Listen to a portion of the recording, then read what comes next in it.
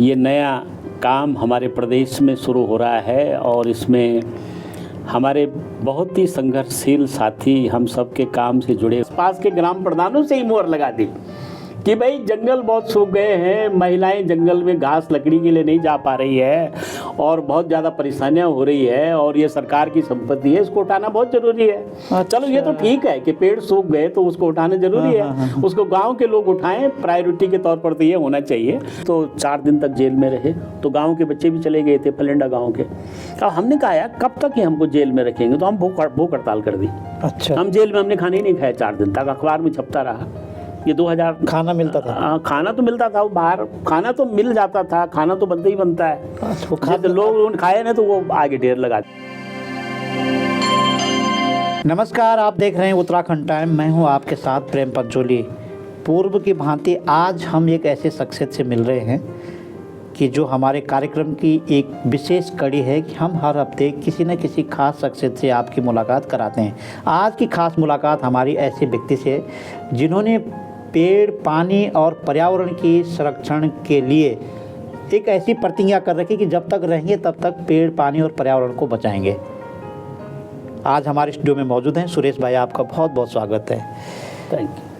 अच्छा, मैं आपसे कहाँ से शुरू करें, क्योंकि जब यूपीएससी की लोग तैयारी करते हैं तो सुरेश भाई को लोग देखना चाहते हैं और पढ़ना चाहते हैं, और जब जंगलों के बचाने की बात आती तो सबसे पहले लोग सुरेश भाई को ढूंढते हैं। जब लोग पीएचडी करते हैं नेचुरल रिसोर्स पे तो सबसे पहले सुरेश भाई को ढूंढते हैं।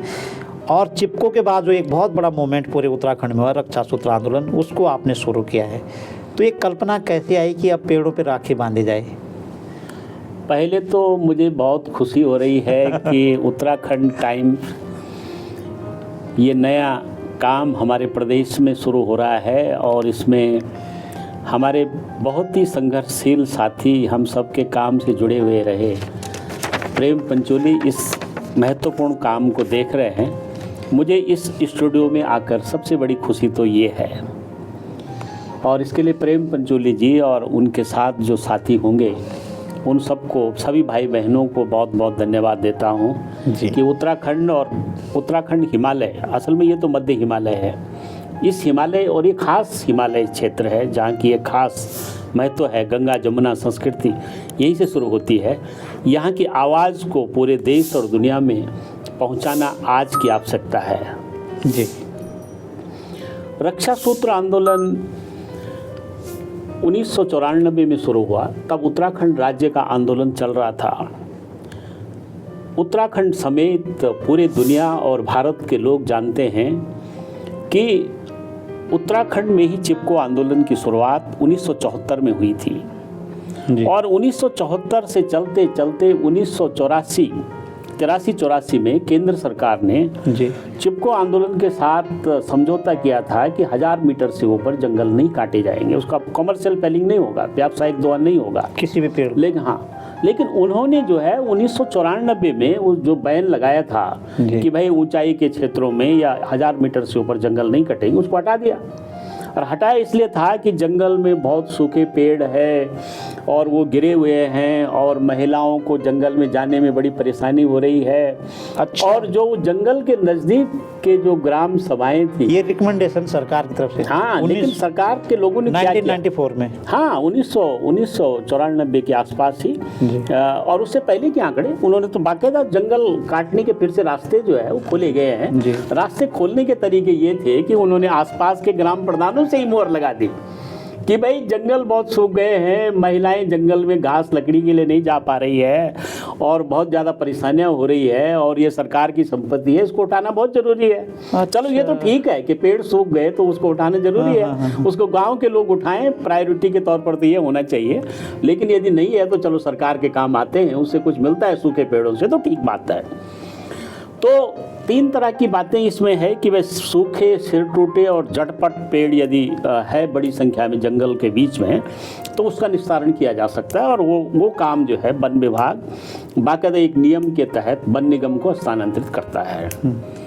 लेकिन हमने देखा कि जब ये सोचना हमको मिली कि भाई फिर से जो है वो वनों के बीच में कटान शुरू हो रहा है, सरकार ने जो चिप्को के साथ जो बैन लगाया था वो अब फिर से खुल गया है 1994 में। तो हम तो बूढ़ा केदार के रहने वाले हैं जहाँ से धर्मगंगा और बालगंगा आती है जी। तो हमें लगा कि हमारे क्षेत्र में ही हमने सुना कि रयाला जंगल तो पास ही में है। अच्छा। जो भिलंग और बालगंगा के उद्गम में है, जहाँ इस बार बहुत भयंकर बाढ़ आई। अच्छा। अभी जो बाढ़ आई बालगंगा और धर्मगंगा में, वो केदारनाथ जैसी आपदा की याद दिलाता है। हाँ, बड़ी। तो 1994 में हम पहले वहीं गए, रयाला जंगल में गए और हमने देखा कि वहाँ 2500 पेड़ों पर छपान हो रखा था। और वो भी कैसे पेड़ों पर, तो वहाँ मतलब पेड़ काटने वाले लोग जा रहे हाँ वो जा रहे थे। अच्छा। राई, कैल, मुरेंडा, खरसू, मोरू के पेड़ों पर बाकायदा निशान लगे थे। वो खड़े पेड़ 2500 पेड़ों पे, 2500 पेड़ों पर हमने नंबर गिने थे। और हम तो हमारी टीम गई थी, हमने एक पर्यावरण टीम बनाई थी जिसमें हमारे बहुत सारे साथी थे, भाई बहन लोग थे, केवल हम ही नहीं थे। बाकायदा बूढ़ा केदार, खवाड़ा और आसपास कई मीटिंगें हुई थी। बिहारी लाल जी और सुंदरलाल बहुगुणा, उन सबसे हमने निवेदन किया था और उन्होंने हमारा मार्गदर्शन भी किया अच्छे से। महिलाओं ने किया, आसपास के महिला संगठन जो हमने लोक जीवन विकास भारती में जो तैयार किए थे वो बाद में जो है वो रक्षा सूत्र आंदोलन में आए। तो तय हुआ कि भाई हम इन पेड़ों को अब कैसे बचाएंगे। हमने सरकार को सूचना दी कि आपने तो कहा कि हम सूखे पेड़ों का निस्तारण करेंगे, तो वहाँ तो सूखे नहीं थे, वहाँ तो सब वहाँ तो सारे हरे पेड़ थे। हमने उनको फोटो दिखाई। अच्छा, मतलब जो पेड़ कटने थे उस पे जो निशान था वो हरे पेड़ों पे था, और एक भी सूखा पेड़ नहीं था। जंगल में सूखे पेड़ कहीं कहीं पर थे। हाँ, जो रहते हैं, जो जैसे रहते हैं उतनी ऊंचाई पर, करीब 9-10 हजार फीट की ऊंचाई की बात कर रहा हूँ। हाँ, ये नीचे की बात तो निचले क्षेत्रों में तो वो पहुंचे नहीं थे, लेकिन ऊंचाई के क्षेत्रों में। अब ये बड़ी भारी एक कार्रवाई थी, बहुत चिंताजनक थी कि ऊंचाई के क्षेत्र में जहाँ कोई घास लकड़ी के लिए नहीं जाता है, लोग अपने पशुओं के साथ जो है वहाँ पर एक खास सीजन में बारिश के समय वहाँ पर रहते हैं। तो अब लोग कहाँ जाते हैं वहाँ, तो इसलिए जो है वहाँ पता भी नहीं चलता है, तो पेड़ों को बड़े पैमाने पर काटा जा सकता है। रयाला जंगल में हमको पता चला कि जब कटान शुरू हुई तो हम लोग, भवानी भाई जी भी हमारे साथ थे। मतलब कटान शुरू हो चुकी हुआ उसके बाद। अच्छा। उसके बाद में हमारी सूचना के बाद में हमने पता किया कि भाई यहाँ पर कटान हो सकता है, यहाँ पेड़ों का छपान किया गया है रयाला जंगल में। तो हमको लगा कि यहाँ का पहले अध्ययन करें। अध्ययन करते करते वन विभाग ने हमारी बात को जो है टाल मटोल करके वहाँ मजदूरों को भी भेज दिया और रातों रात वहाँ पर मजदूर चले गए और उन्होंने 40-50 सिल्पर काट भी दिए। उन्होंने राई के जंगल काटे, जो बहुत रेयर फॉरेस्ट है, राई और कैल और मुरेंडा के जंगल काटे। अच्छा। और वो सब काट करके उन्होंने रातों रात, लेकिन उसके 3 दिन बाद हम लोग बड़ी मात्रा में ढोल गाजे बाजे के साथ हम जंगल में गए। तब हम भी बहुत कम उम्र के थे, हम नौजवानी थे, कोई हमारी बात का इतना वजन भी नहीं था, इतना कोई सुनता भी नहीं था। तो हम गए वहाँ पर, सुंदरलाल बहुगुणा जी भी हमारे साथ शामिल हुए और बिहारी लाल जी तो स्वास्थ्य के कारण से नहीं गए हमारे साथ, लेकिन आसपास की महिलाएं बड़ी संख्या में, भाई बहन, हम सब वहाँ गए और पेड़ों पर राखी बांधी गई। ये तय किया गया था वहाँ जाने से पहले कि पेड़ों पर हम कैसे हम संकेत देंगे। पहले तो चिपको था कि हम पेड़ से चिपकेंगे, लेकिन दूसरा तरीका था कि भाई हम पेड़ पर रक्षा सूत्र बांधेंगे और उसके बाद भी यदि वो पेड़ काटा गया तो फिर हम पूरा अपनी जान भी देंगे। चाहे जो है वो अमृता देवी की कहानी हमने पढ़ी थी राजस्थान की। अच्छा। कि उन्होंने पेड़ पर चिपक करके जब राजा के सिपाही पेड़ काटने के लिए आए तो ठीक है, वो उन्होंने अपनी बेटी और अपनी जान भी गंवा दी। वो सिपाहियों ने उन्हीं को काट दिया, पेड़ तो नहीं कटे। पर वहाँ के लोगों को लोगों जो दर्जनों लोग वहाँ मारे गए थे। राजस्थान की कहानी है, बहुत पुरानी कहानी।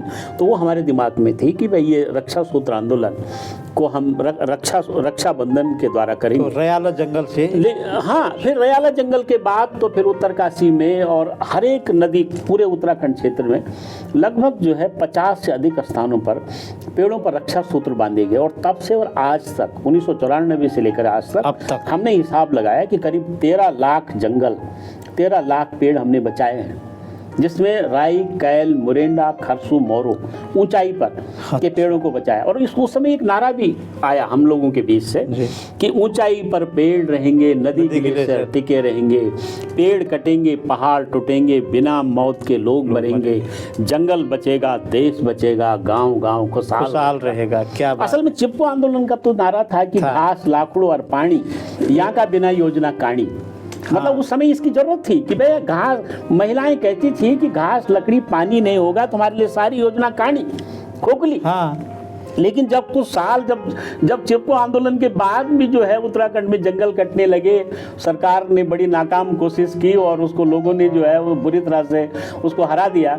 तो वो फिर उनके सारे उत्तरकाशी में जो कार्रवाई हुई, टिहरी में जो कार्रवाई हुई, उसके बाद तो जो फॉरेस्ट ऑफिसर्स थे, जो वन कर्मी थे, वन के जो रेंजर थे, दरोगा थे, उन लोगों पर इसकी गाज गिरी है। लेकिन जब हमारे पास आए तो भाई हमने कहा कि हम तो चाहते थे कि वन निगम में आमूलचूल परिवर्तन होना चाहिए, क्योंकि वन विभाग क्या करता है कि जंगल के सूखे, सिर टूटे और जड़पट पेड़ों के नाम पर कटान के लिए वन निगम को जो है वो अधिकृत करता है। वो वन निगम एक ठेकेदार कंपनी है, और जैसे आज कोई भी कंपनी जो हमारे उत्तराखंड में बांध बनाने के लिए आ रही है, चाहे वो रेल लाइन बना रहे, चाहे कुछ बना रहे, लेकिन वो मुनाफाखोर कंपनी है। तो इसका मतलब या पानी का ठेका, जो बोतल बंद पानी जो हमको पिला रहे हैं, हाँ। ये बोतल बंद पानी वो लोग पिला रहे हैं जो मुनाफाखोर है। हाँ। वहाँ पानी तो ठीक है, हमको खरीदने के लिए विवश होना पड़ रहा है, लेकिन ये मुनाफाखोरों का काम है। हाँ। तो वो जंगल काटना भी मुनाफाखोरों का काम है, और वन निगम आज उत्तराखंड में यही काम करता है पूरे देश भर में। बिल्कुल। तो हमारा ये कहना है कि उस समय हम लोगों ने मांग की, जो फॉरेस्ट ऑफिसर्स को जो दोषी करार दिया गया था, उसमें हमारे एक बड़े अधिकारी जो थे, आनंद सिंह नेगी, वो कंजर्वेटर फॉरेस्ट थे, वन संरक्षक थे भागीरथी वृत्त के, उन्होंने बड़ा सहयोग दिया। ईमानदार लोगों की कमी नहीं है वन विभाग में। अच्छा। मतलब हाँ, वन विभाग के लोगों ने हमारा साथ दिया। उन्होंने कहा कि सुरेश भाई, आप लोगों की टीम तो बड़ा अच्छा काम कर रही है।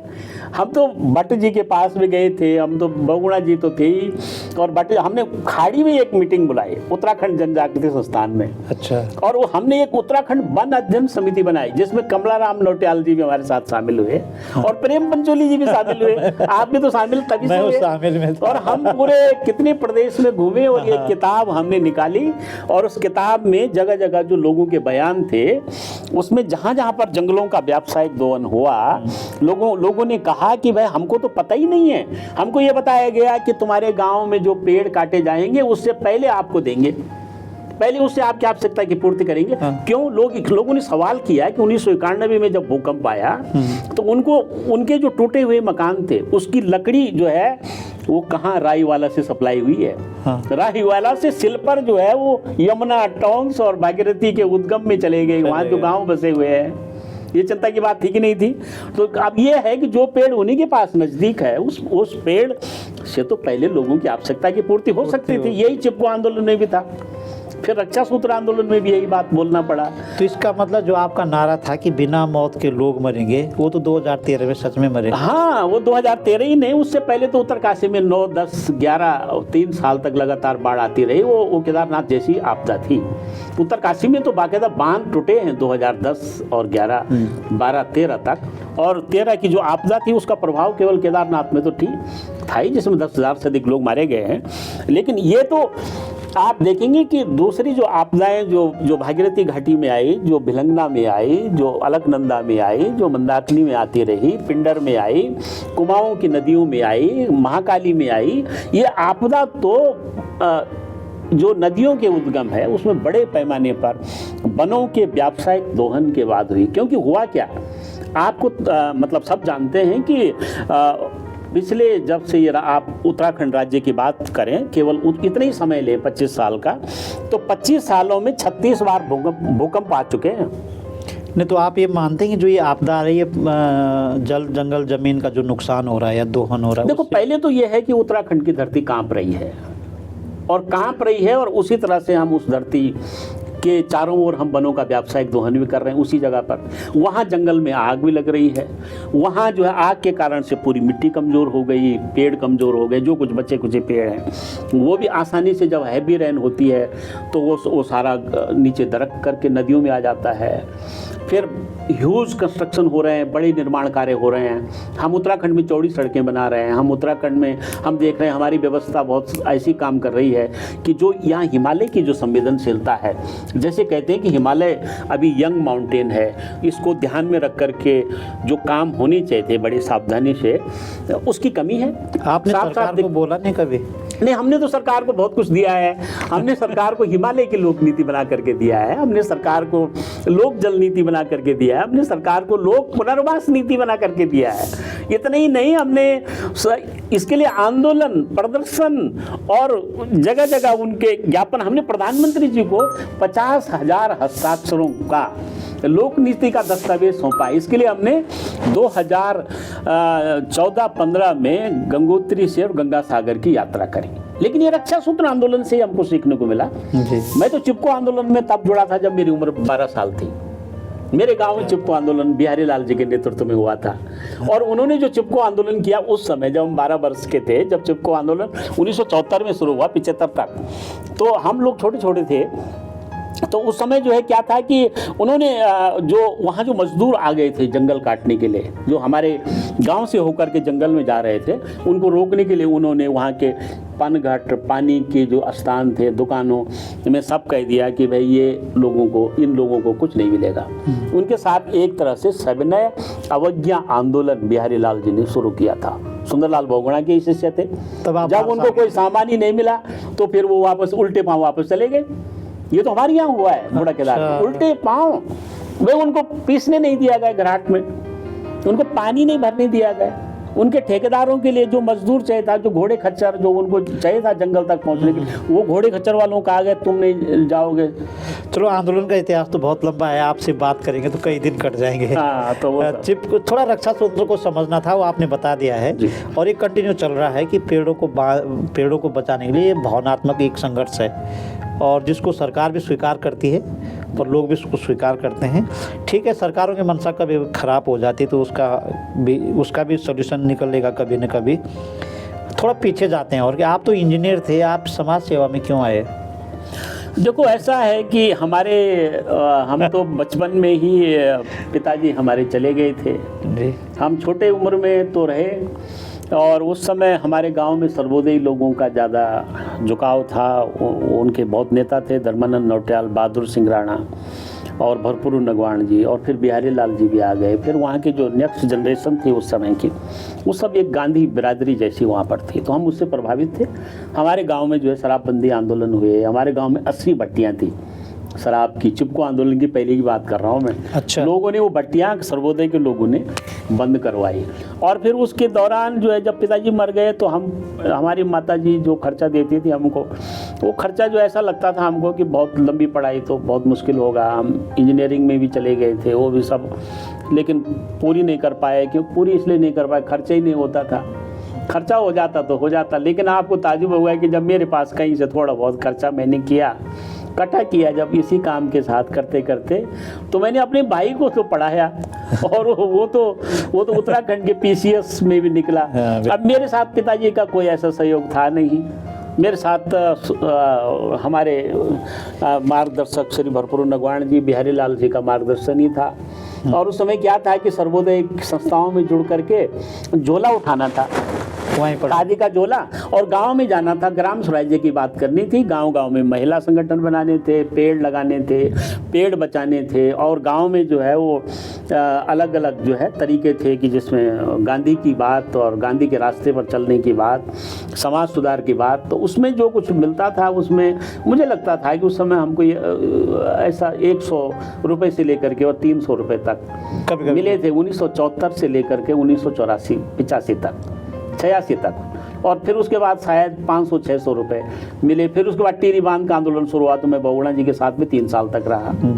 फिर हम ही लोगों ने बहुत सारी चीज़ें शुरू की, और मतलब पिताजी शायद न मरते तो हो सकता हम इस लाइन में ना आ पाते, क्योंकि हमें तो शिक्षा के लिए फिर कोई ना कोई हमें फीडबैक करता। अब हमारे पास, हम गरीब लोग थे, समाज में उपेक्षित लोग भी रहे। अभाव ने आपको एक जाने माने पर्यावरणविद बना दिया। नहीं, मैं जाना माना पर्यावरणविद तो दूसरे लोग, मैं नहीं हूँ, मुझे कोई नहीं मानता है। लेकिन ऐसा है कि मैं अपनी बात को मजबूती से कह रहा हूँ, और इस बात को नहीं, जो UPSC की तैयारी कर रहे हैं वो लोग तो कहते हैं कि हाँ, वो जरूर। मैं पिछले दिनों एक मीटिंग में गया था हरेला के दिन, तो वन विभाग के जो नए कर्मचारी अभी निकले हैं, वो मेरी इंतजार कर रहे थे कि रक्षा सूत्र वाले सुरेश भाई आ रहे हैं, तो उन्होंने मुझे देखा नहीं था, तो उन्होंने पढ़ा ना। हाँ, उन्होंने पढ़ा, तो मुझे बड़ा अच्छा लगा कि चलो ये है। लेकिन रक्षा सूत्र के बारे में तो दुनिया भर में बहुत जानकारियाँ हैं उत्तराखंड का, लेकिन हमने कभी इसके लिए पुरस्कार का फॉर्म नहीं भरा। अब इसलिए नहीं भरा कि ये तो मुझे सचमुच जो है मेरे पास टाइम ही नहीं है। अब मैंने लिखने का काम शुरू कर दिया है। अब कोई साधन वादन तो मिलते नहीं है, हमने सोचा कि वह कुछ इन्हीं बातों को लिख लिख करके। आपने गांधी विचार की शिक्षा भी ली? हाँ, मैं सेवाग्राम में भी गया, मुझे बिहारी लाल जी ने सेवाग्राम भेजा और मैं 1 साल तक वहाँ रहा। हमने ग्राम स्वराज्य का अध्ययन किया और हमने वहाँ के गाँव को पढ़ा, सेवाग्राम के आसपास के गांव, जिसको महात्मा गांधी ने, जो पहले से गांव के नाम से जाना जाता था। 1935 में महात्मा गांधी ने सेवाग्राम में संस्था बनाई थी। तो उस समय ये कार्यक्रम चलता था, तो बिहारी लाल जी ने हमको वहाँ भेजा और उन्होंने हमें वहाँ पर मौका मिला। तो उसमें संस्था के और लोग भी थे, तो बड़ा अच्छा लगा क्योंकि वो हमारे लिए बुनियादी कितना समय रहे आप? 1 साल तक रहे। 1 साल तक तो बहुत होता है। और हमने हम धोती पहन करके आए थे वहाँ से। हमने सोचा था कि भाई हम अब ये कपड़े नहीं पहनेंगे। लेकिन पहाड़ में आकर के हमको लगा कि ये सब चीजें झाड़ी में उलझ जाती, वातावरण थोड़ा नहीं बन पाया। तो भले हमें वहाँ हिंद स्वराज भी पढ़ा होगा।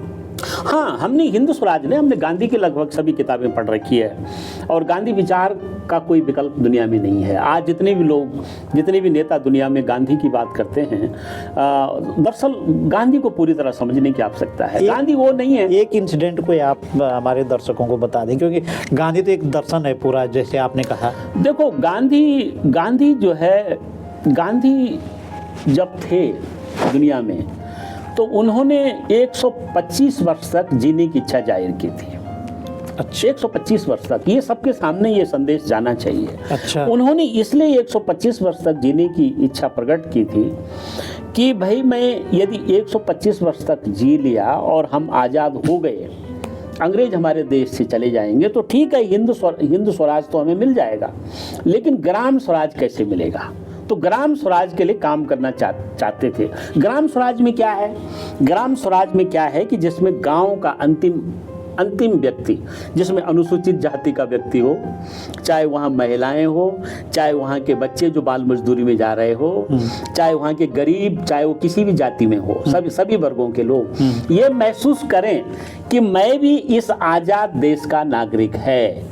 आज भी ये कल्पना बहुत अधूरी है आज़ादी की, कि बहुत सारे जो गरीब और जिनको अधिकारों की पूरी जानकारी न होने से उनको मिल नहीं पा रहे हैं, उनको बहुत सारी चीज़ें प्राप्त नहीं हो रही है जीवन की, वहाँ तक पहुँचने में बहुत सारी दिक्कतें हैं। यदि गांधी थोड़ा कुछ समय तक रह जाता, यदि वो बलिदान अपने नहीं हो पाते इस देश के लिए, तो निश्चित ही ग्राम स्वराज भी आ जाता। ग्राम स्वराज की दिशा में सरकारों ने ध्यान नहीं दिया। नहीं, कांग्रेस तो कहती है हमने वही कहा कि जो गांधी। नहीं, देखो ऐसा है कि गांधी के, देखो सत्ता का जो चलन होता है, तो महात्मा गांधी क्यों नहीं सत्ता में गए? महात्मा गांधी तो पहले कांग्रेस के रोज ही अध्यक्ष रह सकते थे ना।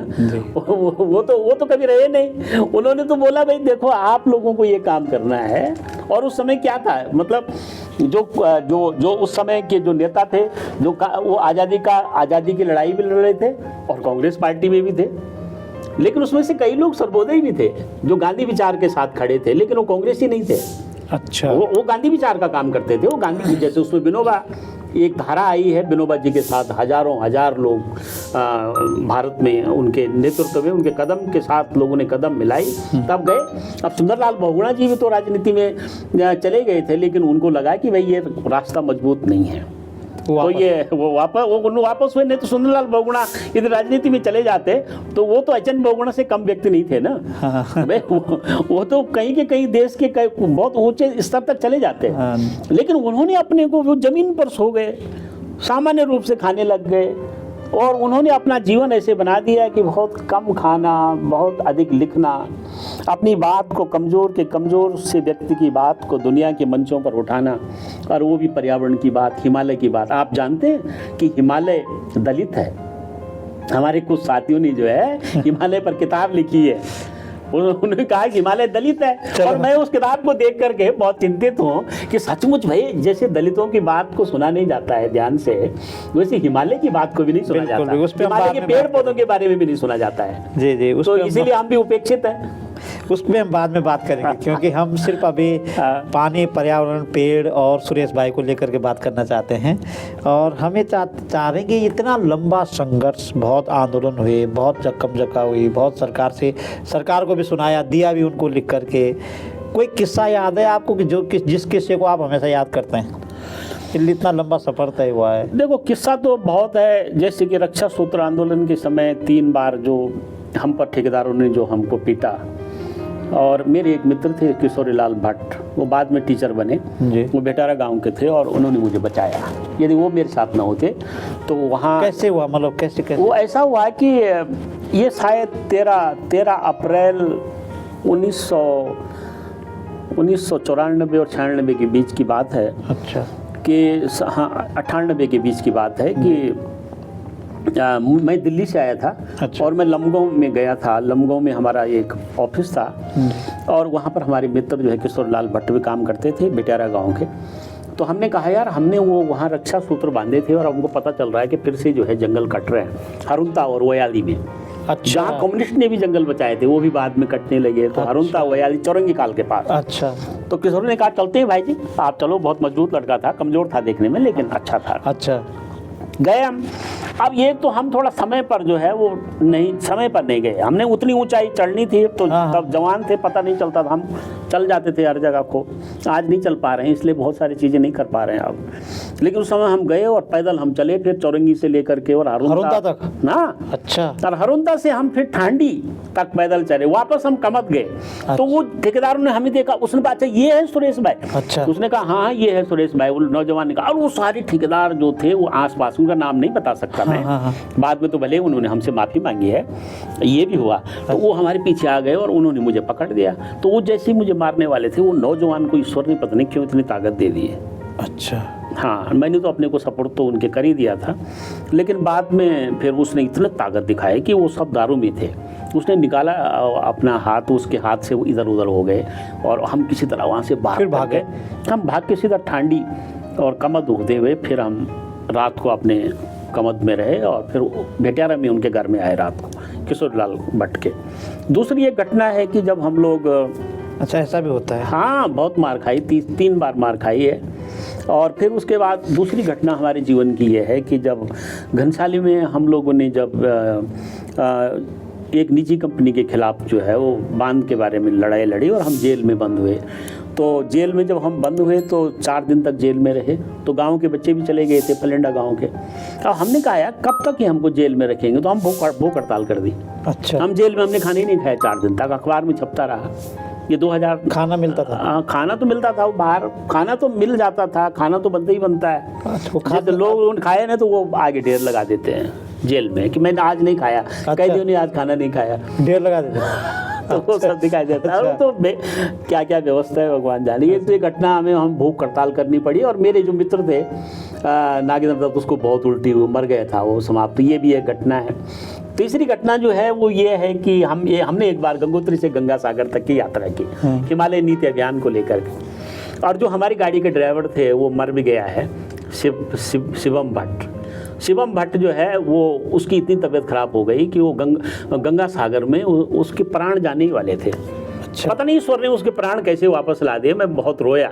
अच्छा। इतना रोया कि मैंने कहा मैं यहाँ से वापस जाऊँगा तो मैं इसके माता पिता को क्या जवाब दूंगा। हाँ, बहुत। हाँ, तो उसने बोला, जब वो थोड़ा उसको यार, मैंने कहा तो बचने के लिए भगवान ने तो बचा दिया, मतलब मैं बच गया, लेकिन मैं क्या बोलता तुम्हारे घर में। तो उसने मुझे कहा कि भाई जी ऐसे नहीं, मैं मर भी जाता तो आप पर मेरे चाचा जी और माता जी विश्वास करते हैं, पिताजी विश्वास करते हैं, सुरेश भाई कभी ऐसा नहीं करेगा। और कुछ घटना आपके साथ भी है। आप तो जानते हैं कि आपके साथ, आप जब हम सब जुड़े आपके साथ, तो आपने रक्षा सूत्र के काम को और अध्ययन को और उसको जगह जगह प्रसारित करने में प्रेम पंचोली जी का बहुत बड़ा ये है, खैर वो तो अहम योगदान है। ये मेरे जीवन की सबसे बड़ी घटना है। मेरे साथ उस समय आप जैसे लेखक न होते तो मैं कितना करता ये कि आदमी। तो आप लोगों ने तो उत्तराखंड नदी बचाओ अभियान, जलकुर घाटी संदेश, ये सब निकाले हैं। ये बड़ी घटना थी हमारे लिए, क्योंकि एक आदमी नहीं करता, अनेकों लोग मिलकर के करते हैं। अच्छा, आप ये नहीं मानते, सरकार बार बार कह रही कि जंगलों से रेवेन्यू बहुत ज़्यादा नहीं, जंगलों से ऐसा रेवेन्यू नहीं आ सकता जो उस उत्तराखंड सरकार ये कहे कि हाँ जी हमारे पास जंगल है और हमें जंगल से इतना रेवेन्यू मिल जाए। देखिए, ऐसा है कि एक तरफ तो जो हमारी सरकारें हैं ये तो जंगल काट करके, शराब बना करके, पानी बेच करके और प्राकृतिक संसाधनों का ज़्यादा से ज़्यादा नुकसान करने के बाद कहती है कि हम विकास कर रहे हैं। और दुनिया में ये झंझट भी पैदा हो गई कि विकास और पर्यावरण के बीच में एक झगड़ा चल रहा है, एक द्वंद्व है।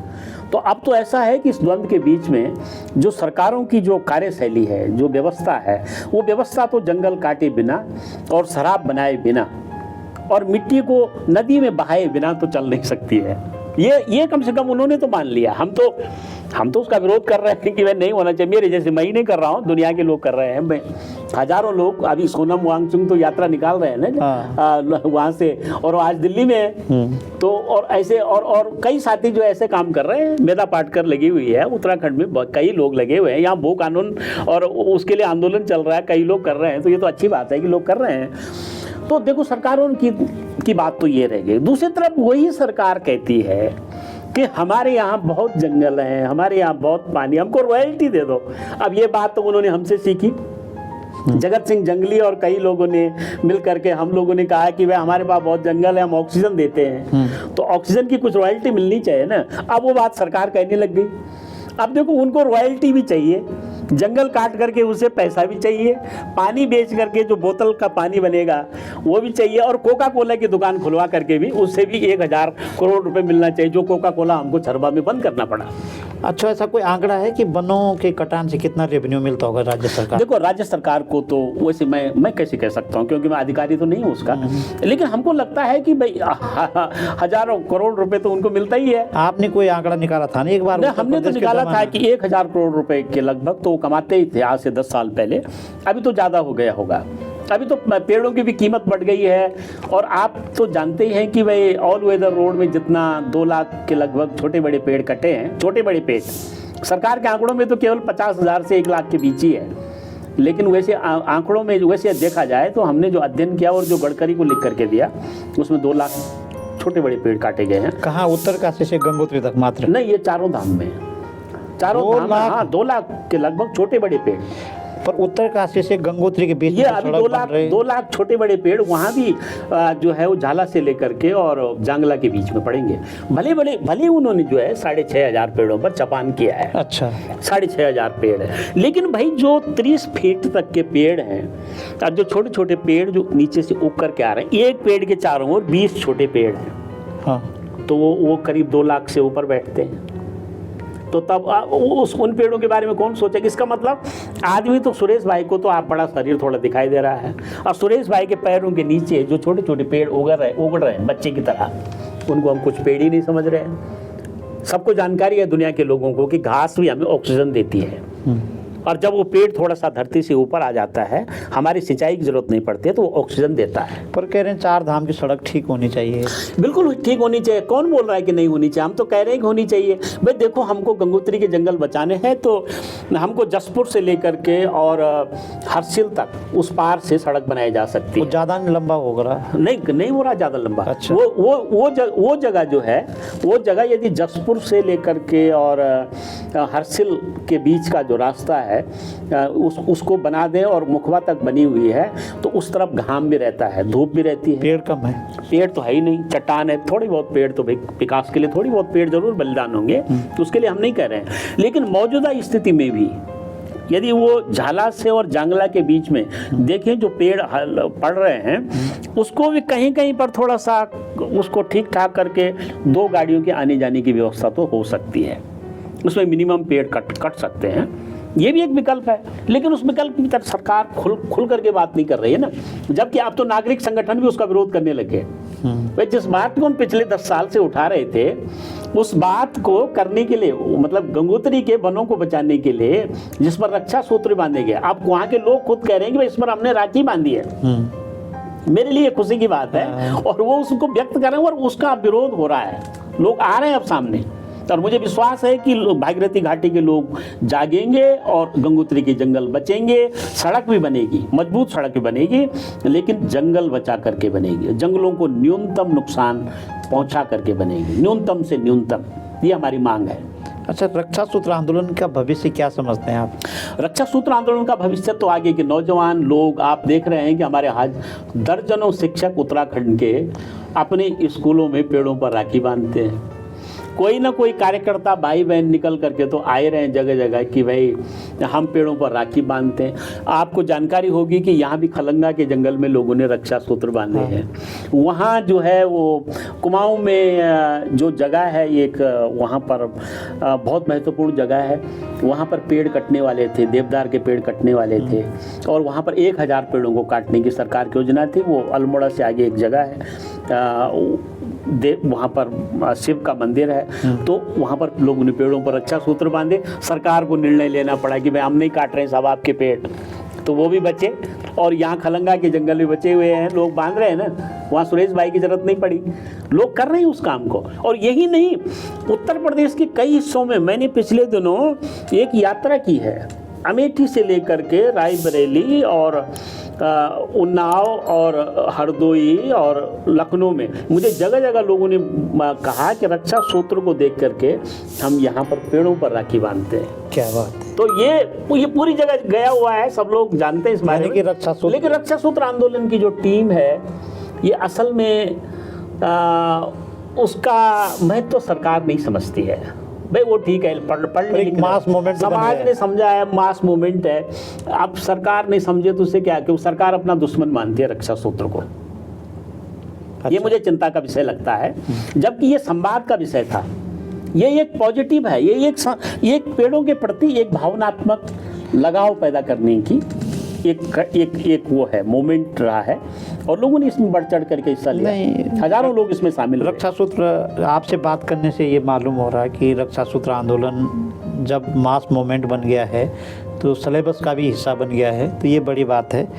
और अभी आप एक यात्रा करने गए थे रांची, और बहुत यात्राएं आपने की है, तो लेटेस्ट यात्रा का कोई संस्मरण है तो आप सुना सकते हैं। हाँ, अभी हम रांची में थे 29 सितंबर को, तो वहाँ पर हमें जो है अनुपम मिश्र जी की याद में, सब लोग जानते हैं कि अनुपम मिश्र जी हमारे देश और दुनिया के बहुत महत्वपूर्ण व्यक्ति रहे हैं और जिन्होंने पानी और जंगल पर बहुत सारा डॉक्यूमेंटेशन किया और आंदोलन में भी रहे।